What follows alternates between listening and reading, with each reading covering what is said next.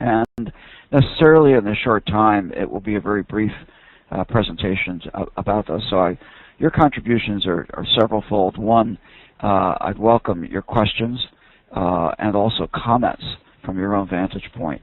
That can make a real contribution. I've learned a great deal in listening to people who are just coming into this field and then being able to use that to both inform and attract others into the field. So I welcome your comments and hope you'll have some contributions. The cases will be of Sally S. and Raj R., the last names being kept secret for privacy reasons. I'll talk about the nature of health informatics and eHealth. The way I'll do this is to introduce the members of the eHealth team by type and the kinds of people, in other words, that we need. And then finally, I'll talk about how you get into this mess, if you want to call it that. And given that this is a relatively new field, particularly in terms of large numbers of jobs and more prevalent in institutions now, it is, at being new, one rife with every kind of problem. Last week we got a description of something called a health informatics specialist, whatever that is, which really is a health information technology person. And so there's a grand confusion out there, and I hope I'll clarify that to some extent. But your questions will be important. Sally is a recent graduate of a sociology program at Universal University. Unfortunately, Sally has found that pursuing a more advanced degree in the area of sociology or social work or whatever isn't really that much interest to her. She wants to work with people and use what she knows about sociology, but she doesn't really want to see clients as a social scientist, social worker. So wants to really use the skill sets, but not in counseling and that kind of thing. Recently, she realized how interesting it might be to work in the health system, and wondered how to get into it, and but didn't really want to become a different kind of healthcare provider, like a nurse or a physician. So the questions we'll address today, and what I'll do at the end is represent these questions and see what all of you think about them. What can Sally do? Is eHealth a domain for her? Can she fit in with her skill set? Can she make a self-satisfying contribution as well as an other satisfying contribution? And what does she have to do to actually get involved? So that's Sally's story. Our second presentation today is on Raj P. Raj is a techie and a nerd. His favorite TV program is, of course, The Big Bang, and he loves to program. It's 5 different computers for one person with lots of sophisticated interactive devices. Raj is 30 years old and is, I guess that makes him a Peter Pan syndrome, but 30 years old and is employed by the city of Winterpeg as an implementer of complex systems in the city. The problem is that Raj is bored, and short of burying himself in a pile of game machines, he really needs to look at a new career. Just yesterday he read something about health IT or eHealth and wondered if that would turn his crank. So related to Raj, what can Raj do to save himself from being bored to death and crushed by electronic components? Is eHealth his salvation? Will Raj find himself bored again? And how does he get from where he is to where he needs to be? So those are our 2 cases. And maybe you can think about and even write down a few answers to those questions as we move forward, what your suggestions are. So to start off our background material to look at these cases, what are the areas of health informatics and eHealth? Are they the same thing? Are they different? Or what are they about? Health informatics is really a discipline. It's a scientific discipline. It's called a transdisciplinary field, meaning that in order to really work in health informatics, you come at it with more than one disciplinary thinking process in your head. So, for example, you might have a background in the health sciences, and you learn a lot about computer science, technology, information science. On the other hand, you may learn a lot about information science or computer science and really need to learn about the health disciplines or the social sciences or the administrative sciences, management sciences as they're called. So, and you need to learn to do the kinds of thinking that people in those fields do, but do it in your head. So you can think of things from multiple perspectives with different tools of thinking. It has its roots in many disciplines. I'll show you them. It has 5 pillars that it stands on. Coach simplifies this into 3. I think that's a mistake. The 5 are health sciences, computer and information science, which actually are quite different, and related areas like technology, for example. Technology and engineering fit into it very strongly. Social and management sciences, and finally implementation science. If you haven't heard of implementation science before, I've defined it below. And basically what it is taking the evidence or the ideas that are created in the study of implementations and bringing it into the real world of routine practice. So a lot of what we do is really implementation science, or at least driven by it. Ted Shortliff had one of the earlier definitions of health informatics. He called it the scientific field that deals with biomedical information, data, and knowledge, their storage, retrieval, and optimal use for problem solving and decision making. When I first saw that, I didn't like that definition, but as time went on, I became more and more convinced that it's not the right definition since it's so oriented to technology. It seems to be on the response side rather than the understanding side of problems. And this definition is one I've evolved after interacting with a lot of people about it. Health informatics is a discipline that firstly, and this is an important one, aspires to comprehensively understand in all their aspects health and the health system, healthcare processes and the roles, functions, and needs of the care providers, patients, and stakeholders. So at first it is a problem comprehension, problem understanding field.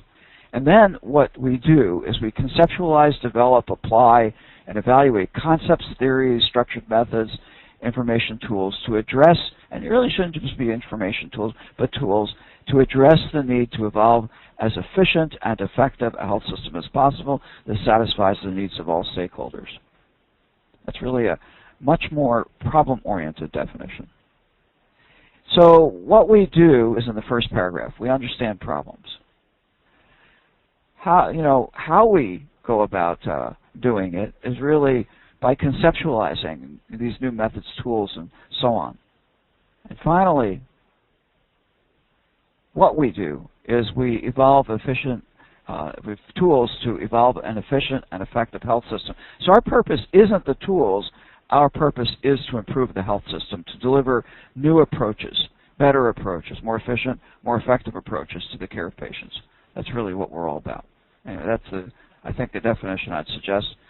Here's another one, the development of concepts, structures, and frameworks, and so on, to enable efficient and effective health services. Another way of looking at it, shorter elevator speech, so to speak. And I've put there in the little Venn diagram some of the fields that are impinging upon the area of health that when they're integrated together, like computer science and health, computer science and information science and math and health and so on, make this discipline. And you'll find that the people who are really expert and excellent in the field are disciplinarians in at least 2 or more of these disciplines. So it's a very, very interesting area to work in because of the diversity of knowledge that's required and really the diversity of problems. So what's done is a bunch of people do fundamental research. I've done some, and develop these methods and techniques and theories and concepts and so on, and apply them in various domains, like in the public health area, or in nursing, or in clinical environments more broadly, dental informatics, you name it. Sometimes even veterinary informatics, by the way. It doesn't have to be strictly human health.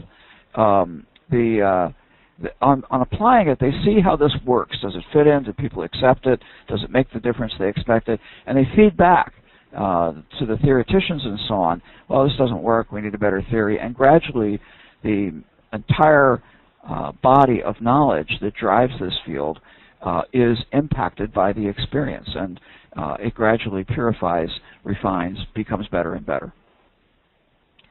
The areas of focus in health informatics, and usually people have one of these. Sometimes it's pro tem, so while they're young they do one, they get older they do another. But usually it's one of these. Health information management, broadly the ability to organize and manage information. Translational bioinformatics, where you bring the concepts of bioinformatics into the health domain, for example, in genetic testing and genetic registries. Intelligent health systems, where we create systems that imitate or emulate human intelligent behaviors like decision making and working out problems of various kinds, finding patterns. The whole area of the user interface, which is pretty obvious. Health communications, telehealth is another word. Imaging broadly for pathology, for radiology, or other purposes where we do image analysis and storage and retrieval and so on. And then an area called mathematical computing and algorithms really is the area that advances a lot of these other areas. For example, bioinformatics is based on the concepts of algorithms and how we can figure out from little snippets of DNA the total genome. Excuse me one second. The health technology infrastructure embodies the people who really work primarily with technology and its impact on people. So hospital information systems, electronic medical record systems. And finally, education. People work in defining competencies, developing and presenting curricula, and broadly educating and training people in health informatics. Now, this is boiled down from about 450, and I have the full list, which often we hand out, different areas. So it's a very high-level overview of the field. But if you're interested in specifics, I can answer questions about that. eHealth is just the application of the concepts and methods that we create in the health informatics area. Eisenbach has a much more elaborate definition. I put it here for your edification, but I don't think it adds very much, and it seems to emphasize certain things that I don't think are that important, but nonetheless it is looked at and accepted by some people. eHealth then is the application of our technology. So, it's things like developing and implementing systems, creating new processes, so improve workflow, putting forward frameworks of proceeding, like a new quality assurance mechanism, methods that we use, for example, of evaluation, and then doing evaluations. So we're taking the tools and all of the methodology and then applying these in actual working environments and hopefully feeding back so that people learn from this. The people who are eHealth professionals are those trained and hopefully qualified in the area that allows them to do this kind of work. And one of our challenges right now is eHealth is kind of a default profession. If you can wiggle your way in, you can do it. But you don't necessarily have the competencies to be able to proceed, which is something I make a big fuss about. When we did the work, the original work on applied health informatics competencies, which was our word for the eHealth domain at the time, this is back in about 2000, we came up with these 20-something different competencies that people need to have, in addition to detailed competencies in their elected fields. So these are the broad competencies. I won't go through them, but it might give you an idea that we need a very broad person that has got a lot of knowledge in a variety of different areas in order to function in eHealth. And there are 22 that we came up with, and you can see them on the two slides. They're just everything that could be thought of. The one thing that isn't included is the detailed knowledge, for example, in the health domain or the social sciences domain or whatever. That is a separate set. The work that's been done on our competency assessment indicates that we hit about 50-something% of the total competencies despite the length of the materials. And yet that is the most advanced competency statement that has been presented thus far. So this can be dramatically improved, but it's a good place to jump off from anyway, given its level of capability. The eHealth team is really how hospitals and clinics and so on do systems. They create a team of people because it's going to require a multiplicity of skills and capabilities of individuals. And to create a good eHealth team, you need these kinds of people. First, a couple at least of people who are deeply involved in health informatics, the people who understand the domain of the fundamental work. Not necessarily always doing fundamental work, but remaining current in fundamental work and hopefully maintaining a research and or development direction as they move along. Health information management professionals, health records librarians they used to be called, but they're crucially important because they really understand the nature of information and how it's organized and where to find it and how to manage it for the health system. Technical professionals of every kind.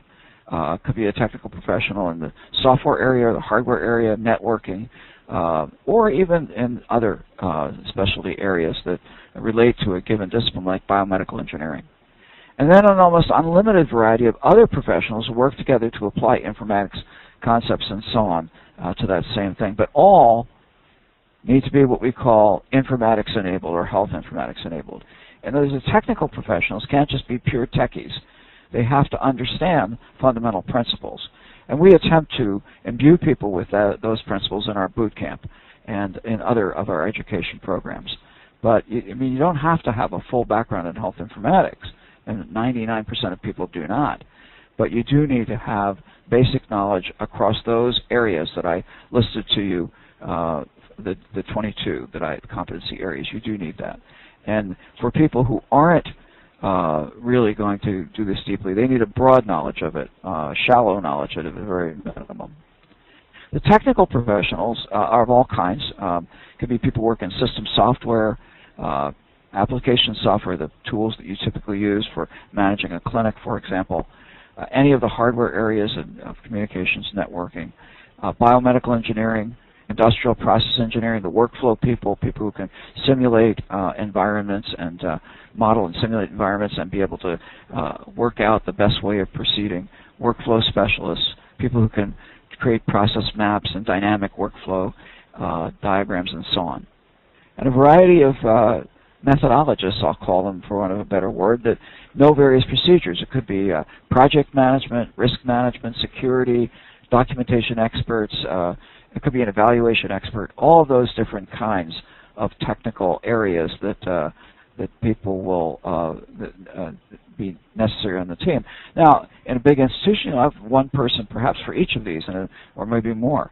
In a small institution, people will cover a number of these areas, but you'll need this kind of panoply of skills in order to do a good job. If you look at an institution, and I've done many, many institutional audits, you'll find that often the skill sets are limited particularly in the areas of industrial and process engineering and the methodologies. People usually have the hardware people. You generally have some good software people. Probably will lack some of the system software people, and will lack generally in other areas, particularly in middle-sized and small institutions, although academic medical centers are getting better at this. Health information management professionals are really under the CHIMA framework, and there's lots of stuff online you can learn about them.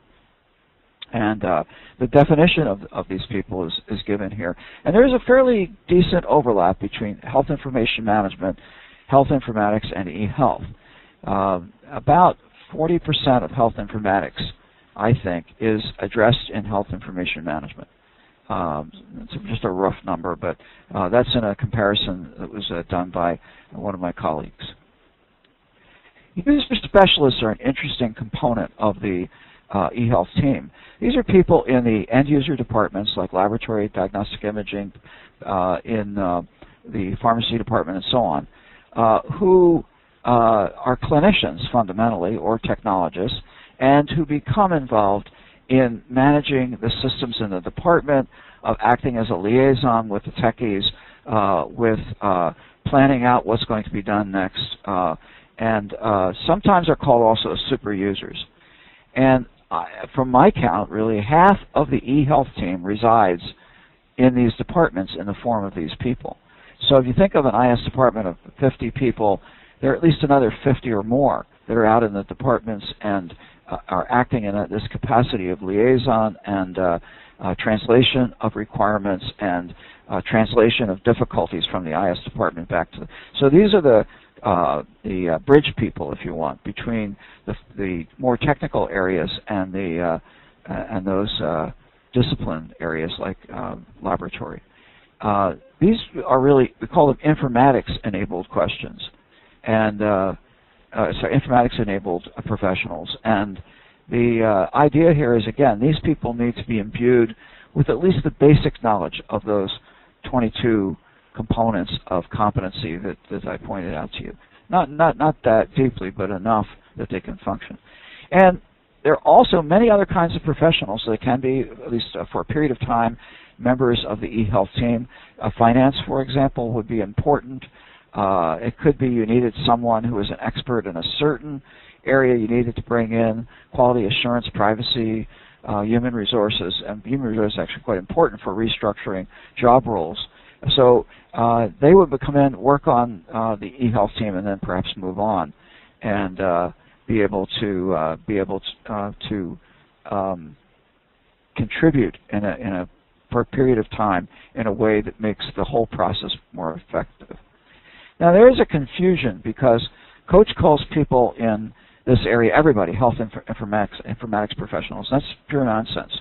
I think you can see from what I've said that there is a variety of different kinds of people.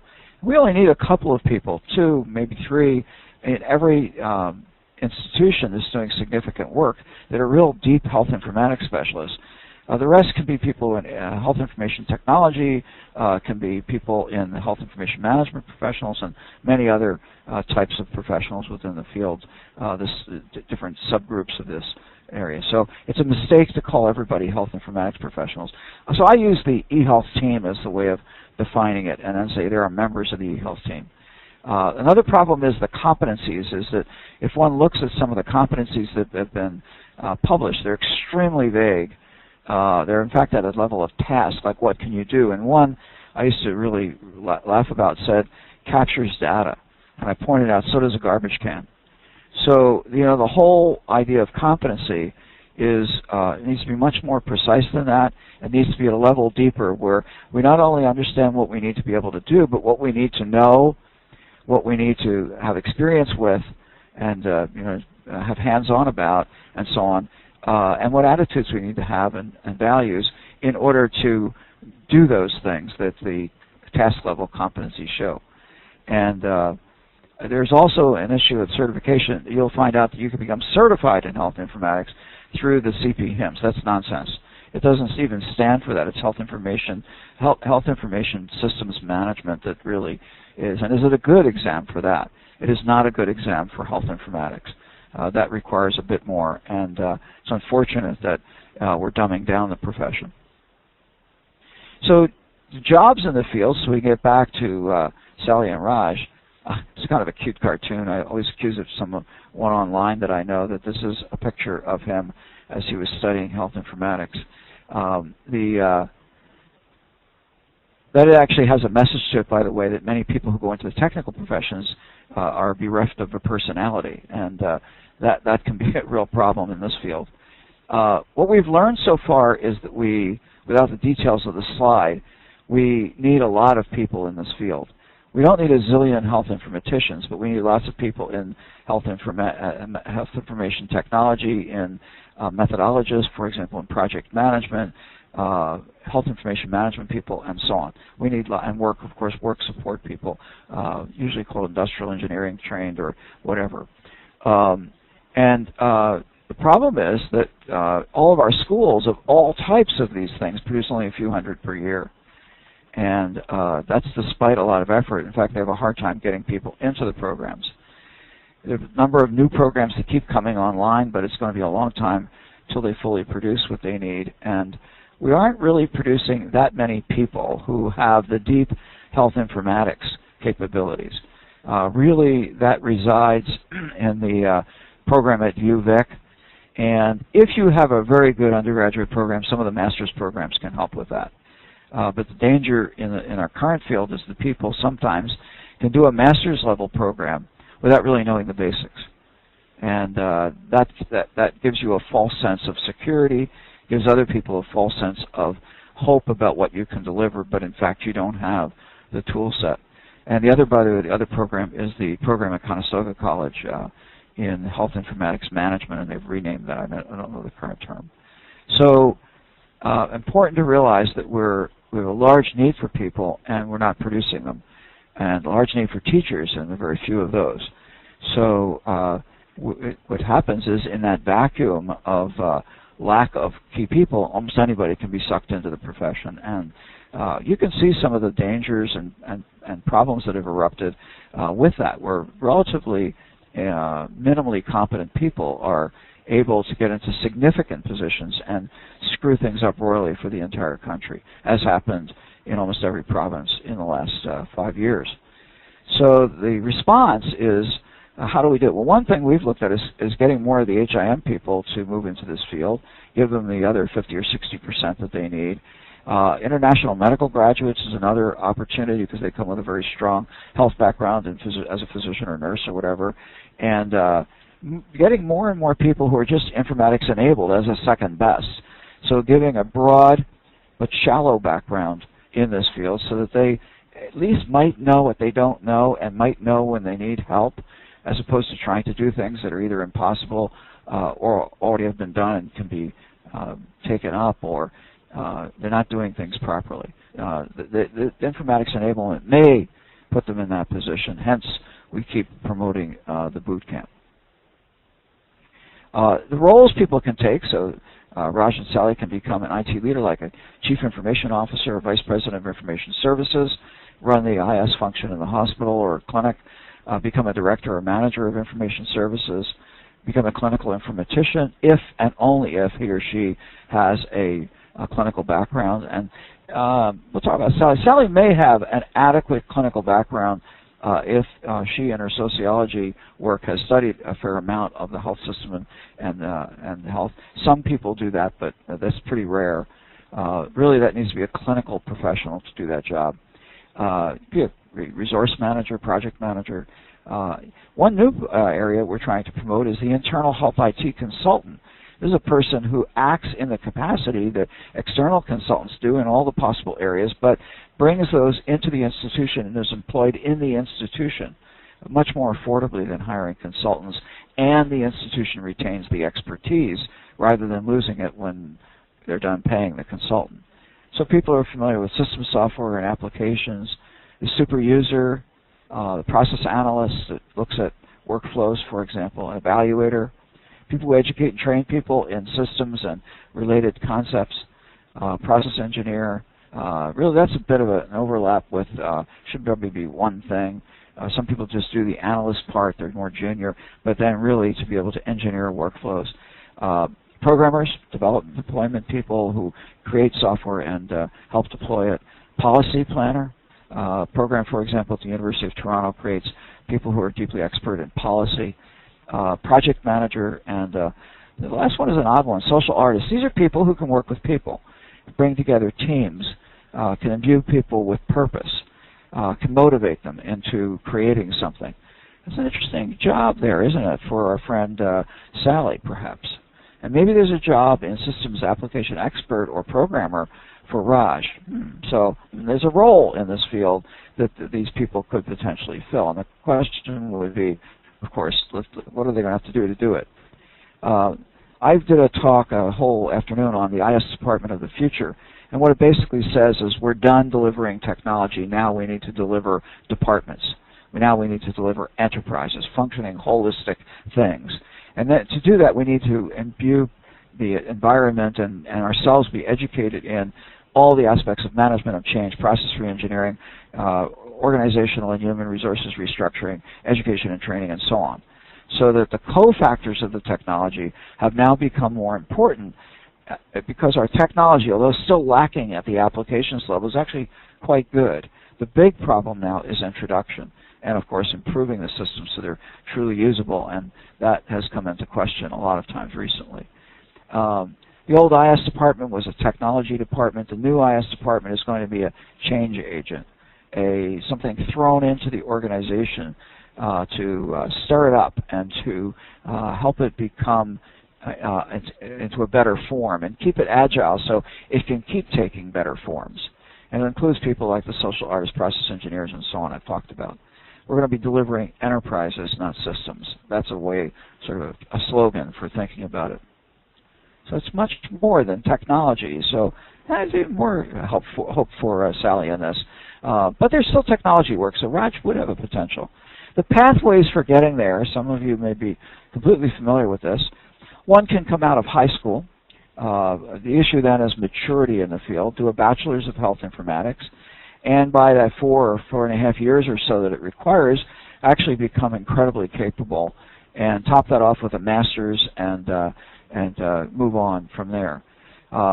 One can have a health credential, for example, a bachelor's of arts, science, MD, a basic health credential, and do a series of courses that at least upgrades the majority of the undergraduate education in the computer science, social sciences, information science, management science, and all those other 5 pillars, if you want, or foundation of health informatics, and then do a master's in health informatics or clinical informatics. In this case, perhaps, might be a physician, or sometimes called Masters in eHealth, like McMaster has a program like that. You become a technology professional. Okay, so a health credential, for physician, nurse, and so on. Technology credential for maybe Raj. Raj has a technology credential. We'll hope it's maybe a bachelor's of information technology in the university or in a community college, and then needs to upgrade in the areas that he's missing, which include health sciences, social sciences, and management science. So it needs to offset, if you want, that gap that exists in those 5 pillars. Just like the medical professional didn't need to study health sciences, but needed to study those other areas.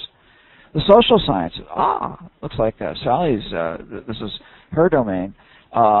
Usually typically have a bachelor's of arts in social sciences of some kind. They're very, very different. They're not the same literally at 2 different universities or colleges. And then take those things that will bring that person up. Typically the technology side, like computer science, information science, and technology itself, and health sciences, to expand, although some social sciences program do a very good job in the health sciences program. And there are always a few people that don't have degrees, but bright, capable, dedicated, and can self-study and do a good job of it, and be able to get through it themselves. That's fine.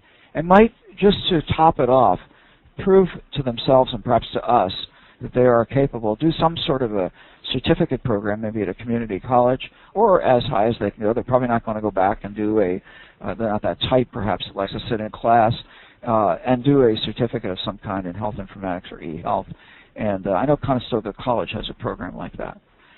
Experience of the people at the generally early on before they get a job is they do projects in their programs. They do these practica or practicums, if you prefer, co-op programs, summer jobs, all kinds of things to get some level of experience in the health system. And our hater of sitting in class is probably going to get his or her experience in actual jobs if he or she can convince people that he or she is employable. So we're back to Sally and Raj, and the questions before us are, what can Sally do? Well, look at your list, and we'll give you opportunity to say something if you'd like. Put your hand up. I'll just say a few words, and then you can stick words in at any time. Well, obviously, Sally can move into this field. Sally could get involved in the social sciences aspects of eHealth and actually be a powerful and important member of the team, filling a gap typical of many of our institutions. Is it for her? Well, she can work with people, which is what she's good. Maybe she can act as a social artist and motivate people and so on. But the question will be, can she learn the technology side and be able to be capable in that? At least to know what it is and become computer literate, applications literate, all the basics of the thing. Can she fit in? I think so, in a wise department that knows that it needs a person with the skill set that Sally has. She can fit in quite well and make an incredible contribution, bringing a knowledge of, for example, people put a system in and then they want people to use it. It's called adoption. Well, people kind of shove systems down people's throats. Sally will say, whoa, wait a minute. I got training that says that that'll actually turn them against the system. Well, Sally, what do you suggest? And Sally will have adoption methodologies that either she learned in school or would have learned in learning a little bit about health informatics and becoming health informatics enabled. So she could make a very important contribution and feel extremely proud of it at the end. And the team can be more successful, so the team will feel more proud at the end of it. And that goes on and on with everything that happens. It could be difficulties with a system. It could be being able to adapt a system that's become out of tune, if you want, with the way things are going. So retune the system. Sally can be crucial in accessing the people and helping to translate their requirements back to the people. And what does she have to do to get involved? Well, obviously she has to commit to the field and needs to study. Needs to go and do a number of courses, and you may have some ideas about some specifics, but definitely she needs to learn about technology, a little bit about computer science. She does not need to become a programmer. She does not need to become a techie, but she needs to also understand the health system. She may not or may not have gotten that during her education and training. Raj is completely different. He's a techie. Well, obviously he can fit right in. I mean, technology is the past of the IS department, and although it will be less in the future, it's there. It's crucially important. And he'll find it a very rich environment because the health system is so complex, health itself is so complex, that solving the technical problems really will give him headaches. It'll challenge him. And he'll find himself buried in interesting problems and challenges that will just turn him on. It should really turn his crank, as I've called it. That's an industrial term, by the way. I always get a kick out of it. Is eHealth his salvation? Frankly, I think anybody who has a technical background, who has the least interest in, biology, the human body, health, what the parents died of, who their sister is sick of, become ill with, will find this just an immersion process. It just gets sucked in like a black hole. So that the health surround will really get them. And will he be bored? I mean, I don't think you ever get bored in this field, unless you get into a job where someone's trying to get rid of you and they're constructively moving you to make you bored so you leave. So that's not likely to happen. But he does have a challenge of learning. It is unlikely he knows anything about the health system, even of the nature of health itself. So he'll have to learn a lot about that. He may have to learn a little bit about information science because most people who do programming don't know much about that. And obviously we'll need to learn about management, although he was perhaps in a position where he saw management, so management and social sciences. But if Raj and Sally joined the same team, they would complement each other beautifully. They could become best friends and torture each other by saying, Raj, you're really a great techie, but you don't know anything about people. And Raj says, yeah, well, I know about people, but you don't give them a good system, they can't do the work. So they've got a real potential, not only on their own, but as a member of the team in this field. And, others can enter the field, and I just put some questions here that I often use about, you may want to answer or ask. And I'd be interested now, and as I reach the end of my time, I'd like to hear your questions and comments. So turn it back to you, Tina. Okay. I had one of the attendees ask me, what are the benefits of doing a master's in health informatics if you have an undergraduate health informatics degree? If you have, actually, that's a very difficult and good question. We had a session at a previous eHealth, 3 or 4 years ago, where I got together all the program heads, and we had a panel and workshop on this exact problem. People who do the undergraduate degree in health informatics understand more about this field than almost anybody who comes from another field and does a master's degree. So the master's degree does not imbue an individual with what you already know. I'll tell you that. So you are in an intellectual basis or knowledge and skills basis, you're almost certainly superior in those areas to somebody else. The only advantage I can see for the masters is credential that people look up to. If you have a master's or PhD, people think highly of you. I don't know if you ever heard the adage that a bachelor's degree is for mom and dad, a master's degree is for my job, and a PhD degree is for my ego. So, you know, that's really what it has more truth in that than you'll ever understand, probably, because I've been through all this stuff and you see it. My suggestion would be to do the master's degree, because it will put you in a better position to stand there. And others who know less than you do may get a job that you should have gotten. And you need to stand up to that. So those of you who have done the undergraduate programs, first of all, you are the top in the field. Many of you have come into those programs also with previous backgrounds. And the programs, two that do that, UVic and Conestoga, are doing an excellent job. So sorry to say, the other thing you do, I should say, with a master's, the other thing you can do is specialize and deepen your knowledge in some area. So you would take a master's program carefully in a school that emphasized something like U of T, where you wanted to learn deeply about policy. A McMaster, where you wanted to really look at the depths of eHealth, like evaluation, will be an important part of what they do. If you want to learn about the basic sciences, you might do the master's at Dalhousie or at UVic. If you need to do it by distance, you've got only right now is available in Canada is UVic. But there are several in the States, and we'll be listing those out shortly. So there are other reasons and hows that one can pursue the master's degree. I strongly recommend it, but you're standing already on great ground if you have the undergraduate degree. Mm-hmm. Okay.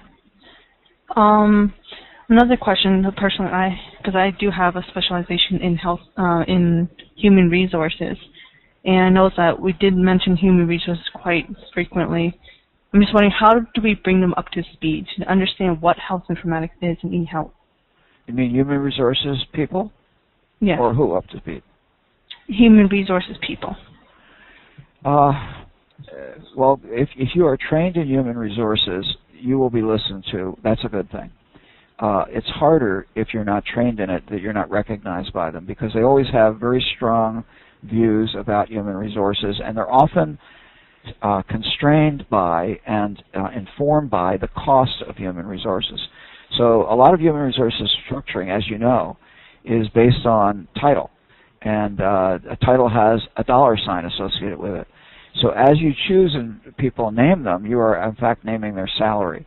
And that becomes difficult for an institution. It's sort of an inbuilt conflict of interest in the nature of human resources. And I did some work that might be of interest in that area. So if you already are recognized in human resources, you will probably be more likely to be listened to. What you have to do is educate typical HR people on the nature of what we're doing in the eHealth domain. So they deeply understand it. They don't.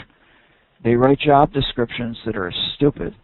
They write job descriptions that are asking for God and the angels in a bucket. They're asking for everything, but really often don't even know when someone comes across the table if that person has that skill set. So if you read recruitment promotional materials, it drives me crazy, because it is it's so wildly open. I mean, it should be a Nobel Prize for anybody that actually can satisfy some of the constraints. But people are writing things in hope of casting a very wide net and getting something. So that's a problem. But educate them in the nature of eHealth, and that will take time. And then really have them work with them to analyze what an individual does, and look at methodologies that will allow them to perhaps rethink what it is, or how it is that they treat human resources in the eHealth domain. So I can give you a quick example, is that I had to recruit one time to a department that was falling apart. I took it over for a period of time and then recruited a large number of new people into it. And we ran a process that not only, and by the way, the people in the department were leaving because they weren't paid well, and HR would not change their salaries. So we actually worked with human resources people and got them involved in a process which they agreed to, where we, in bringing new people in and setting real standards for those people, we helped HR to realize the level of capability or title, if you want, that the person needed that they needed to assign to the person in order to pay the person adequately to bring them in. And that's actually published in the HIMSS meeting in the 1990s. I can describe it in more detail if anyone's interested. But the point is that you may have to go through a really detailed process to convince people and or get involved in your human resources a professional association and offer educational and workshop type programs that help people to deeply understand what's going on, because that's a problem, a significant problem. And we can't keep people in the field because they can go out to a consulting company and get 50% additional salary or more. So it's a joke. And they say, well, I'm undervalued. They are undervalued. I hope that answers it, but that's at least part of it. No, it didn't. I think we had one more question.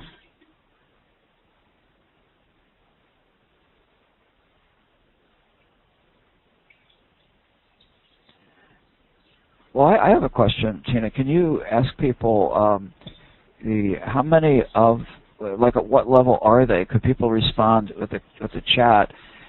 Where are they in this? Are they at the door waiting to come in? Are they in a program at the undergraduate or graduate level? Are they considering this and have some idea of where people are and who have been listening to this?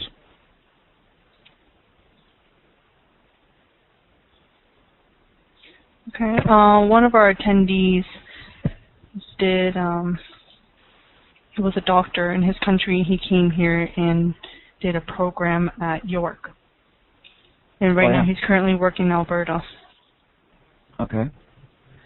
Well, that's interesting because you come in with a health sciences background. There are sometimes issues with this, and it caused me to write an article about the attitudes of health informaticians. And sometimes international medical graduates have a problem in that they bring the cloak of the physician in other countries into this country and are perceived as arrogant. And that's from the field. That was actually an advisory committee responded with that observation. So I think another issue that will be faced by people who come from the international area would be to adopt the cultural aspects of medicine as they are here, which are much more strongly oriented to patient engagement and patient management of his or her own disease, and less of sometimes a more dominant kind of medical professional. So it'd be interesting to know from that person, either now or through email, the experience, I think you said a mail that he has had. Oh, no, you didn't say, so that person has had to that particular problem. Okay. I believe Evan had a question. Yes. Hi, Donna. Thank you for your presentation. I have one question regarding master's programs because I'm in a master's program right now. If you believe we're somewhat disadvantaged compared to our undergrad counterparts, what are some ways, other than courses, you recommend that we supplement our skills and knowledge?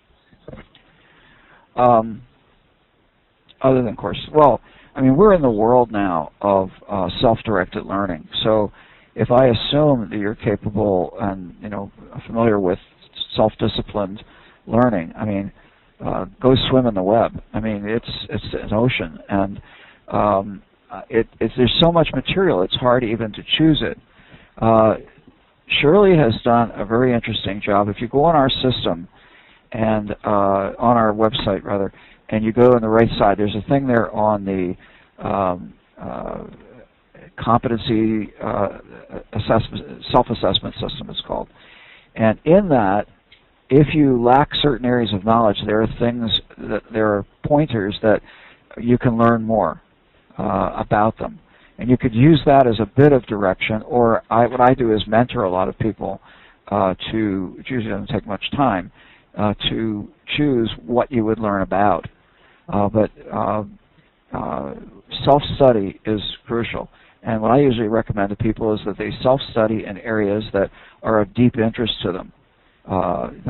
Not the far out stuff, but things they really, really feel competent with according to their backgrounds. So that would be one thing. The second thing is mentoring.